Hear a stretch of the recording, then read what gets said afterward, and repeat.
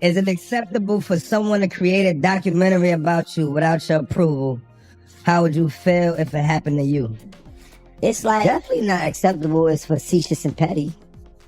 right. It's like somebody putting out your sex tape. Yeah, if you want to admit it, yeah, exactly. It's like, Without your permission. And you're not an actual porno star. And they do it. the lighting wasn't good or nothing. Yeah, they're It's trying to like, make you just look bad. Oh, they caught me on a bad day. I wasn't even on my shit. This thing caught a weak one. you see Damn. that the lighting is dark? Damn. You see that the lighting is dark? Could be looking small You still out put here. this on the internet? Word up.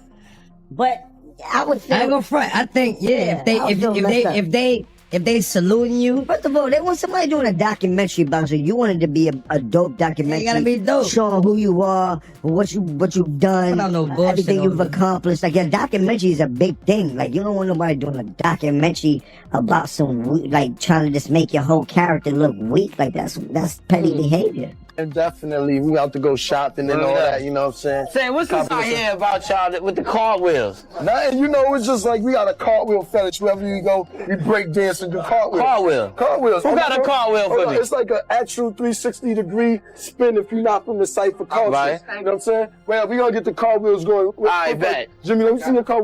Let me see what's going on. It's my man. One hand joint. Yeah. Yeah. See you next joint. Hour. We can't go away. Is it acceptable for someone to create a documentary about you without your approval? How would you feel if it happened to you? It's like definitely not acceptable is facetious and petty, right? Music, it's like somebody putting out your sex tape. Laughter, yeah. Yeah, exactly. It's like without your permission and you're not an actual porno stuff and they doing laughter, the lighting wasn't good or nothing. Yeah, they try to make you just look bad. What? Oh, they caught me on a bad day. I wasn't even on my this caught a weak one. Damn, you see that the lighting is dark? Damn, you see that the lighting is dark? Looking small on the internet. Word up, but I would think I ain't gonna fret. I think, yeah, if they saluting you, first of all, they want somebody doing a documentary about you. You want it to be a dope documentary showing who you are, what you've done, everything you've accomplished. Like your documentary is a big thing. Like you don't want nobody doing a documentary about some like trying to just make your whole character look weak. Like that's petty behavior. Definitely. We about to go shopping and all that. You know what I'm saying? Saying, what I hear about y'all with the cartwheels. Nothing. You know, it's just like we got a cartwheel, Felix. Wherever you go, we break dance and do cartwheels. Carts. Who got a cartwheel for me? It's like an actual 360-degree spin. If you're not familiar, you know what I'm saying? Well, we're gonna get the cartwheels going. All right, Jimmy, let me see the car. Let me see what's going on. It's my man. Laughter. See you next calling Jim Jones right now. This ain't answering. We go back to the gym right now. Right now. You know already. I just left the gym. We go back to the gym right now. I smoke. Pick up your FaceTime. Where you at? You hollering is ducking from Queens. Laughter. Jim Jones has officially hit rock bottom right now. But it's hard to even understand how he logs online with all this going on. For some wild reason, Jim Jones decided it was smart to start beef with 50 Cent. And now 50 Cent got Jim Jones and the Checkmate corner boxed in from every side. This whole thing spiraled fast, and it's not looking pretty at all. Let's run it back quick so it all makes sense. Jim Jones and his co-host spoke on 50 Cent doing a documentary about Diddy, and they were clearly not feeling it. They were talking slick, throwing shade, and acting like 50 was out of line. Word got back to 50 Cent, and you already know he doesn't let stuff slide. Instead of just talking online, he moved different. 50 Cent reportedly reached out to the landlord of the building where Jim Jones was operating. And here's where it gets messy. The landlord allegedly already had tension with Jim Jones, so he was open to working with 50. Then comes that phone call where the landlord starts laying everything out breaking down Jim Jones's business, saying there's back rent owed and that eviction was already in motion. That's when this whole situation turned from internet talk to real pressure. Now, they're saying Jim Jones is basically squatting because he won't leave the building. That's how low this situation has dropped. And this didn't just start today. Before all this eviction talk even blew up, 50 Cent had already been applying pressure and making things uncomfortable for Jim Jones. This turned personal real quick. It all goes back to Jim Jones and his co-host speaking on 50 Cent's Diddy documentary. They made it clear they didn't feel like 50 doing a documentary on Diddy was right. That commentary didn't sit well at all. 50 caught wind of it, and instead of trading words online, he made a power move. Want to rent it? And I said, okay, fine, right? He's been saying this for since October, and he keeps trying to build it, but he won't sign the lease. He's like, I don't like these terms. I want 6 months of build out, and ridiculous, we also have a partnership agreement where half of what he's building now, his media, belongs to us. But he won't tell us how much he's making and doing all these things. So half of the content he's creating, if you want to buy that too, I'll sell you half the company. He's not a business. He's insane. To me, it is worth very little to nothing. But if it for you, I just throw that in as a sweetener. Okay, so what I'm trying to say is he signed a lease with me. Right now, he owes, I'm going to say in a short way, at least $80,000, if not $180,000. He said, fine, let me reach out to the landlord of the building where that podcast is being filmed and see what's really going on. Here's the wild part. When 50 contacted the landlord, he didn't even know the landlord and Jim Jones were already at odds. The landlord allegedly couldn't stand the situation because he claimed Jim Jones owed him serious back money. So, when 50 stepped in, the landlord started spilling everything, laying out all of Jim Jones's business and financial issues. That's when this whole drama shifted from podcast talk to real estate chess moves. It was actually through the landlord that 50 Cent allegedly found out the building Jim Jones is filming and had no heat. Since I'm starting the year off at the top of your Explorer, are you not entertained? Since everybody want to put my business in the street, I might as well talk to you about my business. Right now, I am in the second phase of construction. We're not open to public. This is a raw space. I have not found out yet what I want to do exactly in the space, but in my mind, I was thinking of building like a little mark. But we'll see how that goes. They reportedly shut the heat off to pressure him out because eviction was already in motion. The word going around is that Jim Jones was still inside while they were trying to remove him. That's next level messy. So now 50 Cent is sitting on all this information, and instead of staying quiet, he starts putting it out there. Meanwhile, Jim Jones keeps jumping online, acting like everything is smooth. He's denying claims, hinting that him and the landlord are good, even suggesting it's basically his building. But once the eviction rumors and the no-heat situation started circulating, the narrative changed fast. Then Jim Jones drops a building tour, trying to show he's the big boss. He's walking through rooms talking about expansion plans, new production sections, upgrades, all of that. He's painting this picture of a growing empire. But at the same time, reports say the property owner is trying to get him out while renovations are still happening. That contrast makes the whole situation look wild and confusing. This right here is the problem with hustle culture. Everybody wants to look busy, post the grind, show the lights and cameras, but not everybody wants to lock in and handle business the right way. You've got Jim Jones building out a whole operation in a space he's reportedly not even cleared to be in. That's where people start raising eyebrows. He launched something called the IFC Factory. It's promoted like a creative hub, a content studio where people can pull up, shoot podcasts, do photos, and rent space for their own projects. It's even listed online for about $65 an hour with a 2-hour minimum. On the surface, it looks official and structured. It looks like motion, but here's the twist. Reports say this is all happening while eviction efforts are still active behind the scenes. That's why critics are calling it reckless. The only reason he's been able to stay this long, according to the chatter, is because he has resources and because New York tenant laws can give people time to fight things in court. He seems to understand how to navigate those rules, which bought him time. Still, if the property owner is pushing to remove him, building an empire in the middle of that fight looks risky and confusing to a lot of people. Well, today, 50 Cent came out saying the eviction process has actually made progress. According to what's being shared, the next steps are about enforcing it and officially getting Jim Jones out of the building. An eviction notice was reportedly posted right on the door, and it was addressed to IFC Management, which is the company tied to Jim Jones' studio setup. That made everything feel very real. The notice was connected to the IFC factory operation, the content studio he's been building out. It was addressed to Joseph Jones through IFC Management at that location. And this isn't some small office space either. The property is massive, covering multiple units and floors with different addresses connected to it. First floor, second floor, different sections. It's a huge setup, which makes this whole situation even more serious. Now, after actually looking at the paperwork details being discussed, it seems like there's still more legal steps left. He cut the knife. We cut the knife off. What's up, Matt? Good. No. You talking about? You're not supposed to be heard. Huh? You dropped the knife. The landlord reportedly issued a notice of default, which basically means unpaid money is being claimed. That's the formal warning stage before stronger enforcement kicks in. So, while progress may have been made, this whole battle might not be fully over just yet. That first notice was reportedly sent on January 15th and expired on January 22nd. According to the timeline being discussed, it wasn't paid. Then, a 5-day notice of termination was issued on February 10th, and that one expired on February 17th. From what's being explained, there may still be another phase before full enforcement happens, which could mean a short window while the process moves forward.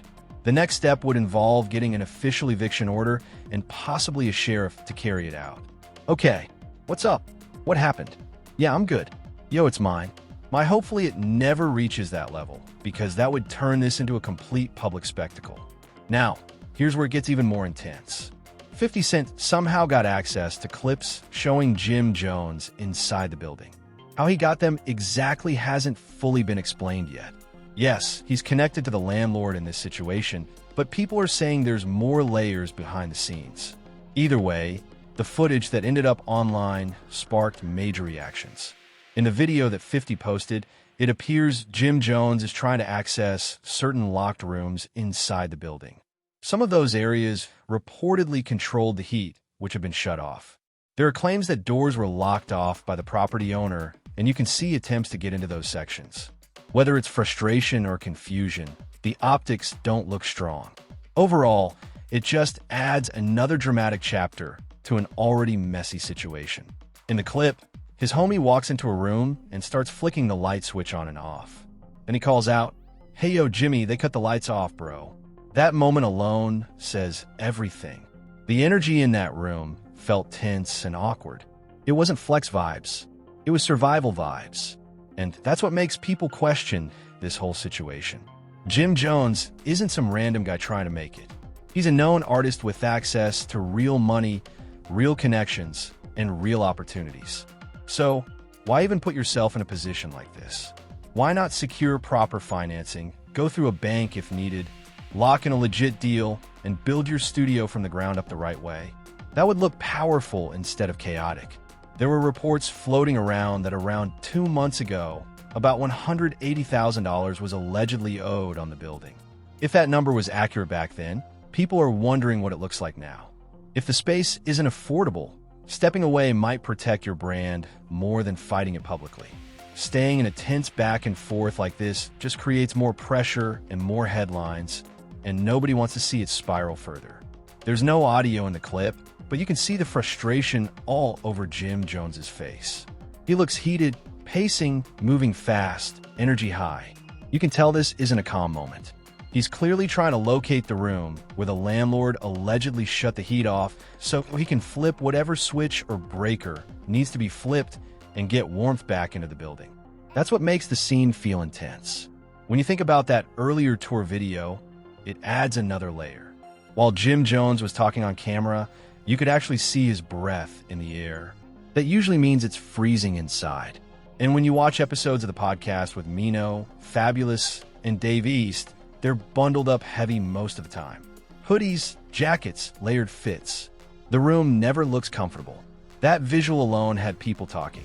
You guys are 50 years old getting evicted. That's disgusting and sad. You guys have all had supposedly prosperous careers in whatever you've done. To get evicted at 50 years old is pathetic. Fab, you rap for 30 years. If you can't pay your rent, that's disgusting. Jim Jones, you gangbanged and did a whole bunch for like 50 years. If you can't pay your rent, that's disgusting. Mayo, you done robbed the entire Brooklyn and pulled out guns on them. If you didn't rob enough money to pay your rent, that's disgusting. I'm sorry to tell y'all, man. Kicking indoors at 50 years old is just not the wave. And maybe I gotta be the civilian to kind of like, bring the youth that's watching y'all, because y'all previously said y'all were bodega boys, lobby boys, now podcast boys, or as 50 calls y'all squatters. I'll lead the audience y'all are trying to appeal to. Hey, yins of the world, never be this. When you're 50, you should be kicked back, feet up, living a luxurious life with galore, kids that you're taking care of, and many things to show, not being kicking down a door to get in to start gossiping. In this latest footage, Jim Jones walks off looking frustrated, waving people over, clearly upset about what's happening. It doesn't look like a smooth operation in that moment. Whether it's pressure from the situation or just a bad day, the optics aren't strong. The whole scene feels tense, and everybody watching can feel that energy through the screen. From what people are saying, it looks like he's telling everyone to calm down so they can go at the door again. That whole scene just feels heavy. Jim looks worn out, breathing hard, hair all over the place, energy drained. It doesn't look like confidence. It looks like pressure stacking up in real time. What was your greatest achievement this year? Yeah, being able to have the right to squat. The right to squat. Laughter. Some critics are claiming this whole situation started because he wanted to show off online.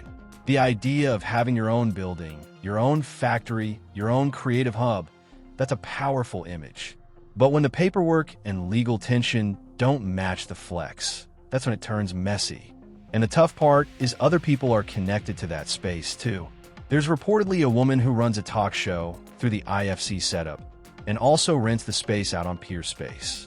That means income streams, bookings, and schedules are tied into this location. If the building situation gets worse, her opportunities could be affected as well. That's real impact.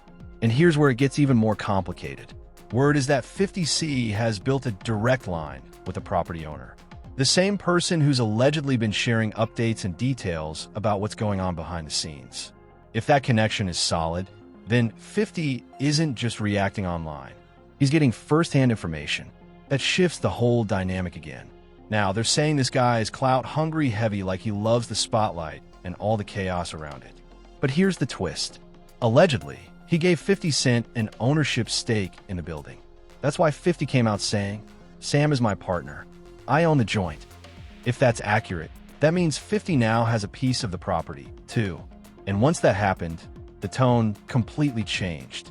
There was even talk online where 50 basically warned, fix every door that gets damaged or it's going to be a problem.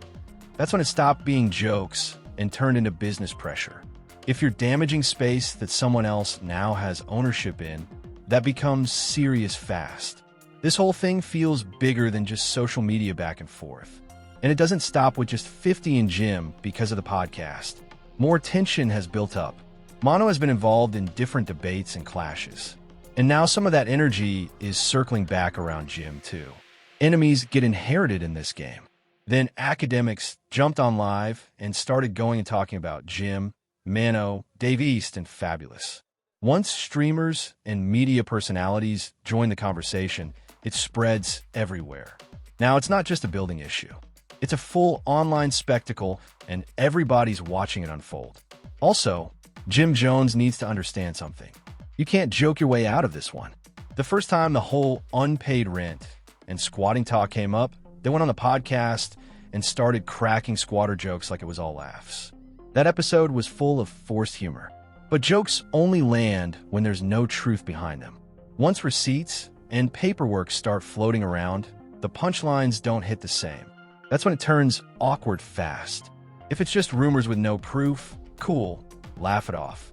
But when notices, default letters, and eviction steps are being discussed publicly, joking about it starts to look uncomfortable. Now the situation feels real. People aren't guessing anymore. They're connecting dots. That's why this round feels different. At first, some thought it was just trolling or internet exaggeration. Now, it's looking like there were actual legal protections and tenant laws being leaned on to stay in that building longer. Whether that's strategy or survival, it clearly wasn't just a skip for content that changes the whole narrative. Now, I want to hear from you. What do you think about this entire situation? Was this a smart move gone wrong, or was just bad business from the jump? Drop your thoughts in the comments right now. And if you rock with this breakdown, subscribe to Drip Z, hit the like button, share this video, and click that hype button to help the channel grow. Appreciate all the support. Thank you.